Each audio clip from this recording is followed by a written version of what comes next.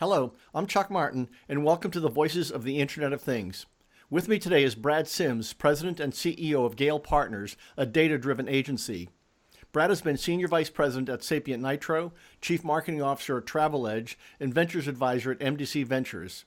At Gale, Brad focuses on areas including the marketing implications of autonomous vehicles and leading-edge versions of targeted messaging. Welcome, Brad. Thank you very much. It's great to be here. Oh, thank you for joining us here. Can you tell our listeners a bit about what Gale is and what Gale does? Yeah, sure. I mean, the thesis for Gale is really twofold. One is, the marketing landscape is shifting. And as that marketing landscape is shifting, CMOs and brand folks in departments are looking for a partner to really help them. And just at the highest level, what we do at Gale and what we believe is that they're looking for really smart thinking on the management consulting strategy side and really great creative under one roof. And that's what we do at Gale. We find that brands, especially brands dealing with challenges like the ones we're going to talk about today, are looking for innovation across the life cycle, not only from an agency partner, but also from a business strategy partner. And at Gale, we try to bring those two things together to help brands win. So is that a different approach for an agency?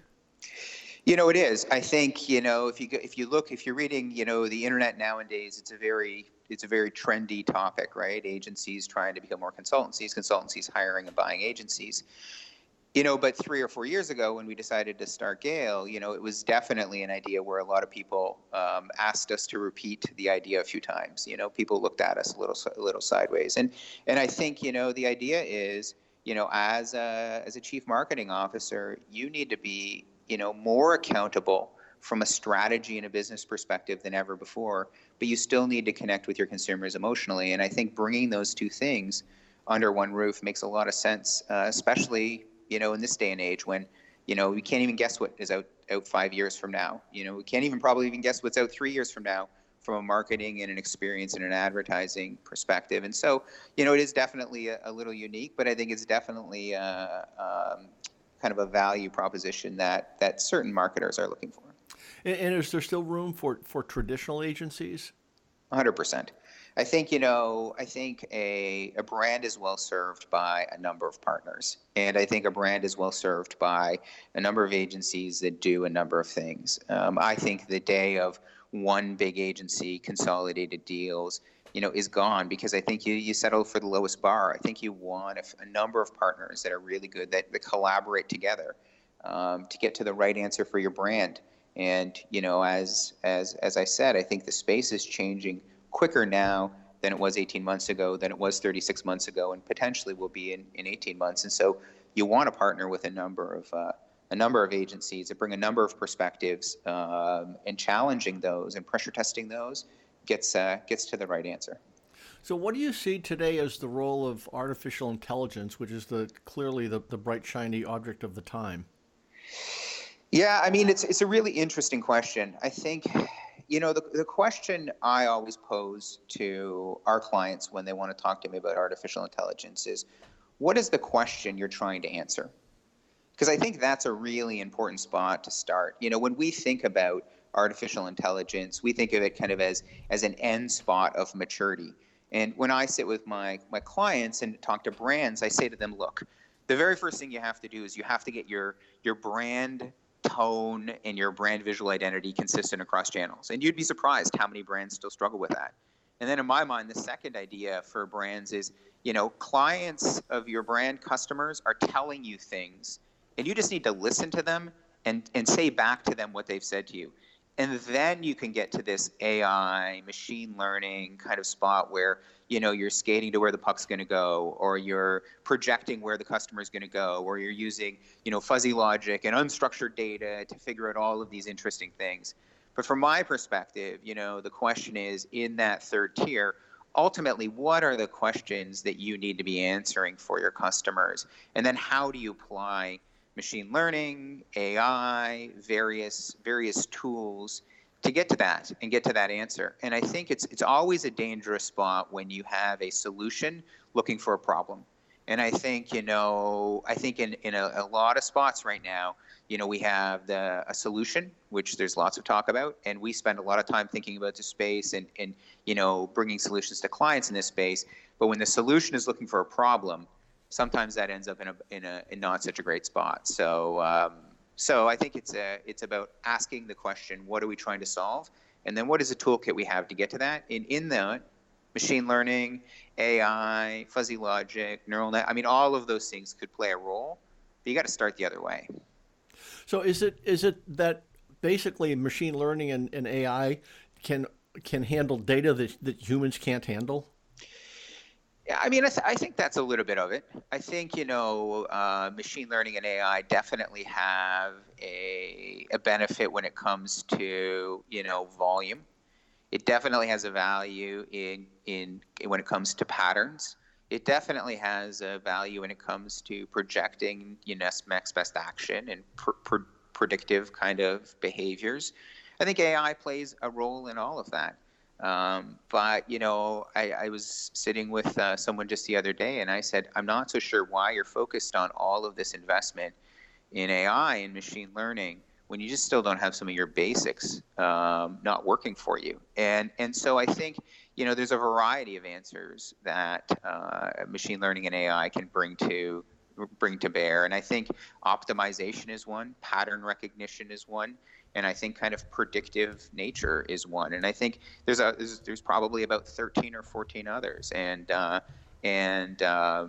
you have to have your basics in place. And to be frank, you have to be ready as an organization to take advantage of AI and machine learning. One of the things we talk to clients about all the time is simply having a lot of data is actually not a critical component of guaranteeing success by using kind of AI and machine learning.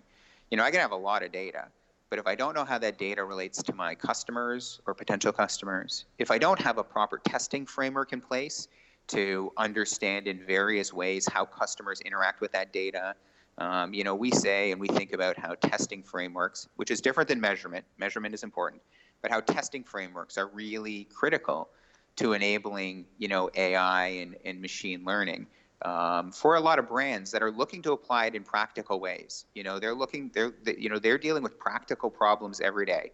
How do I optimize my offer budget? How do I figure out what the next best product is for my customer? How do I grow my brand by finding new customers? Those are the problems they're dealing with every day.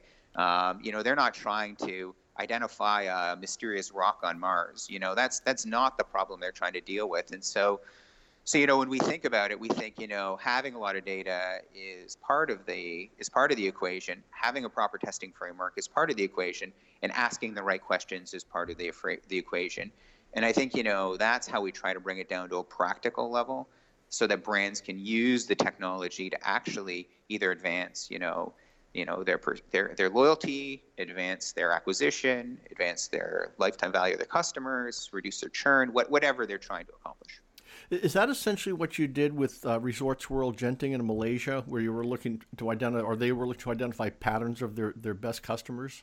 Absolutely. That's a great case study. They were in a spot where they had a lot of data. Casinos generally have a lot of data. And, travel and hospitality generally has a lot of data. They've had loyalty programs for decades. They were leaders in loyalty programs. People love their loyalty programs at travel, hospitalities, and casinos, probably more than anywhere.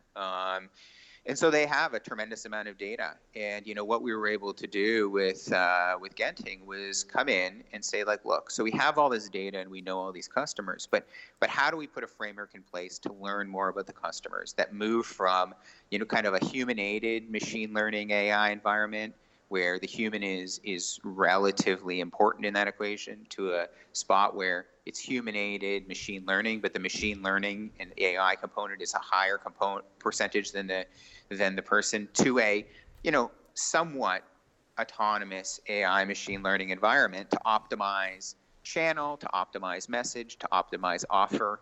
And that's a great example, Chuck, of where you need to really think about it as phases. Genting is a perfect example, like all casinos are, like all tourist travel hospitality brands are, tons of data. But if you don't spend time thinking about how to frame that data, how to test against that data, activating that data becomes more complicated. Doesn't, like, especially in the case of Genting, doesn't AI or machine learning actually sometimes counter or disprove what people think instinctively? Oh, absolutely. I think, and we've seen that in a number of clients. I see it at somewhere like Genting, where there's a hypothesis around where highest value customers play, how people are acquired into the brand, how they migrate, or even at retailers. We see it all the time there too. We worked with a retailer that was predominantly in the denim business, and we looked at a ton of their data, implemented a relatively interesting framework for testing, and we realized that sure, you're in the denim business, but the denim customer is actually not your best customer, because they come to you for deals on denim. They don't come to you for full baskets. They don't come for you multiple times. They don't come to you for outfitting. So very similar to with Genting, where we were able to disprove some, beliefs. That retailer example, we were able to disprove some beliefs too, which is the next best item for every customer is not another pair of jeans. And I think that that's one of the powers of, data, learning, predictive algorithms, is really, gaining an understanding from business that's based in sifting through massive amounts of data, which I think a lot of brands have, because we've been collecting data for 10 years, and then we were in the trough of disillusionment and no one wanted to talk about data anymore. And now we have third-party data and second-party data and IoT data and data from everywhere, and it's almost a data overload. But when you're able to frame the question, when you're able to create the frameworks, and when you're able to apply the models, you're definitely able to change perspectives on the business and provide insights for the business that they can't see for a variety of reasons. And how does it typically go over? Because typically, or sometimes, somebody is vested in their hypothesis. Maybe their marketing person or someone who says, no, it's this way. And then your data comes in and shows that they are totally wrong. Are they accepting of that? That's a great question. And this is really how I approach it. I'm like, so look, I've got some facts for you. These are indisputable facts, but these facts might not be right for your brand. At the end of the day, we believe that the world, maybe 10 or 15 years ago was 20% data and 80% kind of creative that connected with consumers. We still believe, even though the world is probably in a marketing perspective, 80% data, the 20% that connects with consumers, defines a brand, defines the brand promise, is still very, very critical in the conversation. So what I say to clients is, I say, look, I'm going to work with you. I'm going to understand your data. I'm going to understand your patterns, and I'm going to surface some ideas and some insights. And to be frank, they're almost going to be indisputable because they're data driven, right? They're scientifically created. That doesn't mean it's right for your brand. That doesn't mean it fulfills your brand promise. You still might decide to go in a different direction. I think that there's going to be something we want to do with this, but I've absolutely had clients where they're like, look, I like what you're saying. It's interesting. I'm intellectually curious about it, but our brand doesn't support that. That's not where we're going with our brand, and we need to navigate the direction this way. I have that conversation as often as I have that's really interesting. Let's double down on that. Let's figure out how to create experiences around that. Let's figure out how to inject that into our store layouts, into our store associate training, into our communications, into our business planning.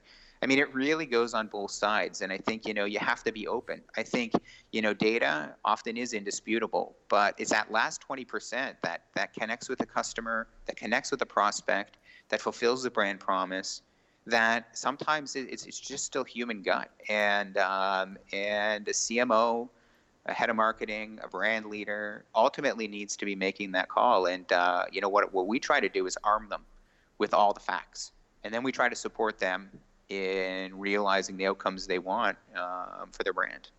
And do they ever argue that data can't be correct? Absolutely.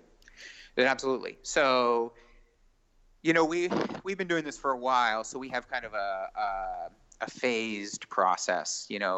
We take a client's data, we look at a client's data, we reformat the data. We call it business diagnostics, where all we're doing is reformatting the data, often from a longitudinal customer perspective, but rebuilding exactly what they've always seen. So they see the same revenue by department, they see the same, profit on the bottom line, the same top line, they see the same customer slices. But we start to change the way in which they're viewing the data because we started to reorientate it. Most brands organize their data from a business line, from a merchandising line, from an auto line, from a policy line perspective, and they need to because that's how they run their business and that makes sense. But as a marketer, I want to look at it from a customer lens. And so what we do is we work with the client to kind of move through this process where the first phase is we've reorientated your data longitudinally by customer, but we still rebuild it to the views that you see. And it's really a journey, right? I think, very similar to how I think most people believe that a big reveal for creative is probably not always such a great idea because you're just as high probability to get a negative outcome as a positive outcome. With data, it's the exact same thing. You need to be touching the desk. You need to be working with the client. You need to be validating assumptions. And they need to be part of the process because at the end of it, they know the business better than we do, right? They know the competitive threats. They know that they closed the distribution center. They know that they've opened a whole bunch of stores. They know that a competitor opened a whole bunch of stores. They have so much more knowledge that we need to learn from them. So I think, working with brands, using data to transform marketing is a shared journey. It is not give us the data, we're going to close the lights in this very dark room, and we're going to reemerge in 12 weeks, and we're going to tell you how to change your whole business. I think that approach doesn't work very well, and has never really been an approach that we followed at Gale. So for using AI, machine learning, and so forth, do you see a bigger role in discovery, as you did with in Malaysia, discovering kind of what the patterns are, or more in solutions, or both? Yeah, I mean, that's also a great question. I think the machine learning AI in that environment is at its best when it actually goes from strategy to implementation. So, I often say to our clients, we need to spend the right amount of time on the balcony overlooking the front yard and figuring out the strategy. And then we need to get on the front yard and we need a ground game, and we really need to kind of get dirty in the mud because that's how you win. And I actually think when you view AI that way, you actually get the best results out of it. You spend a little bit of time looking at the strategy, looking at the insights, and then you move into a proof of concept, a pilot phase with a testing framework, and then you move into a larger implementation, and then you move into an operational phase. I think it actually plays well that way. I think gone are the days of, hey, I've got some great insights from some data. Here's a deck. Take this PowerPoint presentation or whatever format it is and put it on your shelf, and I'll come back in 3 years and tell you how it's different. I think what brands are really looking for is folks that come up with hypotheses, validate those hypotheses, and then we'll get in the trenches and win. There's nothing sexy about using data and machine learning to win in marketing. I mean, it is a game of inches. It is grinded out. It is, massive number of campaigns, massive number of communications, complicated frameworks to test, complicated optimization. I mean, it is a grinded out game. And I think if you only enter in the grind phase and you miss the strategy, then sometimes you're optimizing on the wrong things. And if you only do the strategy but you don't grind it out, you end up falling into the traditional kind of knock against strategy firms, which is great thinking, no implementation. And I think what brands are looking for nowadays is great thinking, great hypothesis, and the ability to grind it out, prove the value, recycle the learnings, make it better the next time. Can you talk a bit about personalization in IoT, how you see that evolving over time? Yeah, I mean, it's interesting because I think, obviously a pretty natural outcome of, AI and machine learning is kind of, projecting where a customer is going to go, projecting what that next best action is, projecting what that next best experience is. And, I think as we get more data, we get more interaction points, right? Whether it's voice, when we think about voice and we think about kind of, it's kind of the trend around voice. I really think there's a few different voice kind of plays in a house, right? There's the play to search, there's kind of the play to shop, and then there's the play to watch. I think voice plays across all of those. But as we start to collect a lot more information, a lot more contextually rich information, I think starting to personalize becomes interesting, because one of the things that IoT brings is just not only an explosion of data in, but a lot of touch points of data out. And so the question is, recommendations and personalizations aren't just about, hey, you bought this, you might like this. It's when I say in the morning, hey Google, or hey Alexa, or hey Siri, or hey whoever, what's the weather? It's that they give me the weather I need to know. They give me the headlines that are relevant to me. They play the podcast that I want to hear, and they figured out my morning routine.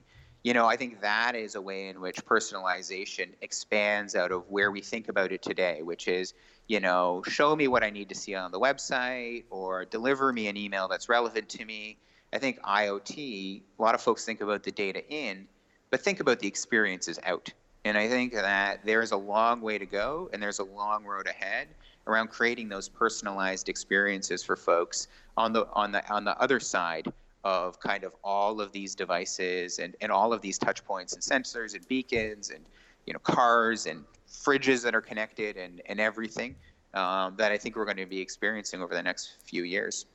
So the way you describe that, it's really organizing around the customer activity and the individual. At retail, though, you've got capabilities with, say, beacon technology and Wi-Fi and all kinds of targeting, and this view that people are going to be bombarded with messages as they walk through certain locations, which is kind of not going to work. But that's kind of a market perception. Yeah, I think it is. But I think that it's going to turn very quickly. I mean, to your point, I think that's practically the practical implementation of that prevents it from happening in a variety of reasons, privacy reasons, just even the infrastructure to support it. But I think the challenge for brands is this: to think about how they become part of the customer's experience and not the customer's experience.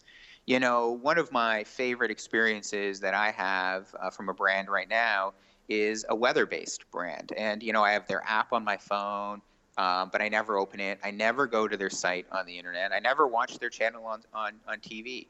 But the thing that I really appreciate about that brand is how it has the context and it has the content. It knows where I am, and it knows what I really need to know. It knows I'm in Manhattan, and it knows it's going to rain cats and dogs in 20 minutes, and it tells me that.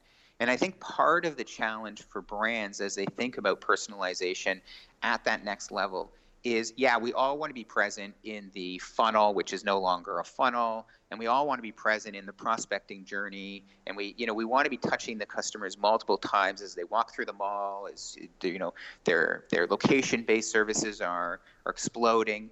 But I think what's really critical for brands is to take a step back and be like, look, how are we being respectful of that customer or that prospect? And how do we touch them at exactly the right moment in which the content I'm providing them and the context they're in is at maximum impact? Because nothing causes me to shut down an app notification on my phone than an app that's spamming me.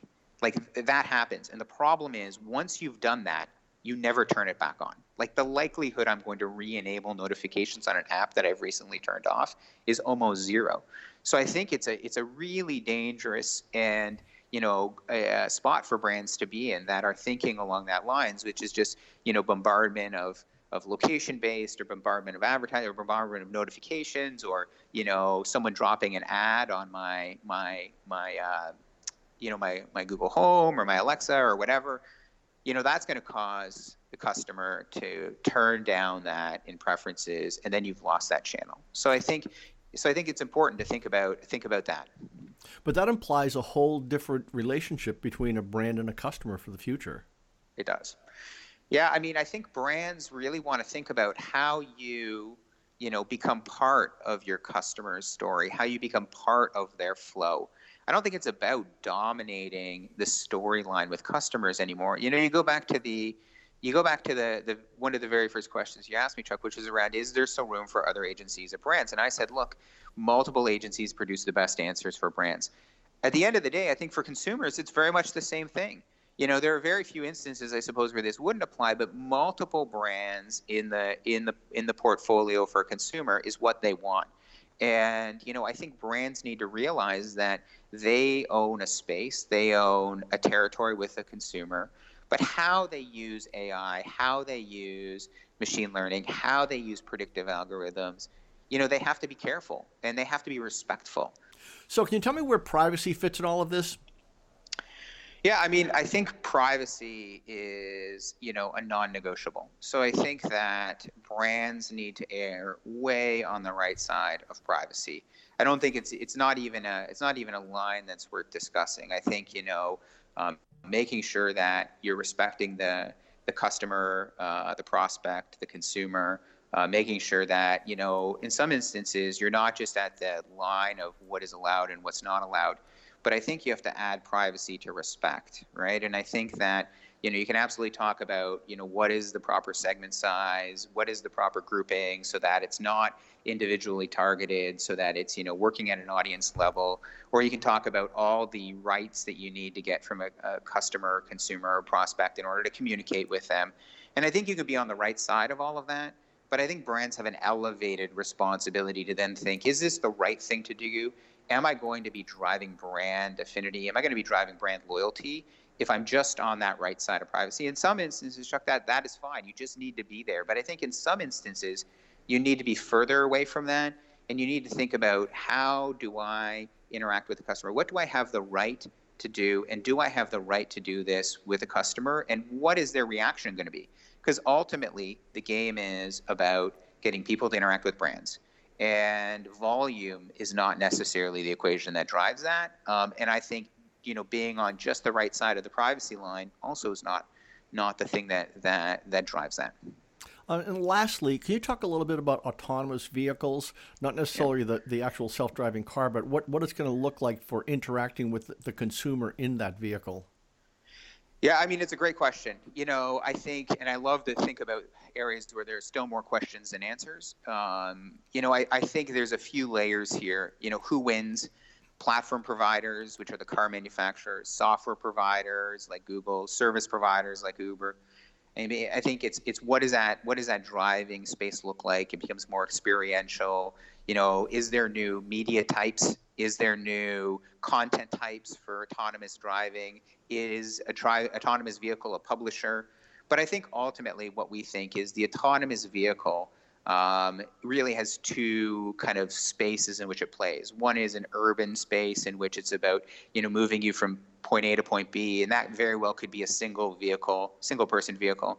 And then I think in the home, where people are buying autonomous vehicles or autonomous enabled vehicles, our perspective is that becomes an extension of whoever wins the home. There's clearly a battle for, automation in the home, becoming the brain of the home, and it becomes more a movable space than it does become anything. And so I think, for customers, that have autonomous vehicles, the autonomous vehicle that's in their driveway becomes an extension of their home, redefines pre, during, and post experiences with brands.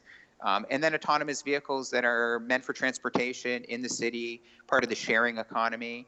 I think that becomes about, a new platform for publishing content types, experiences. And I think it's going to bifurcate. And I think it's going to go in two different directions, depending on the use of the autonomous vehicle. Great stuff. Well, we all look forward to that. Thank you, Brad Sims, and thank you all for listening to the Voices of the Internet of Things.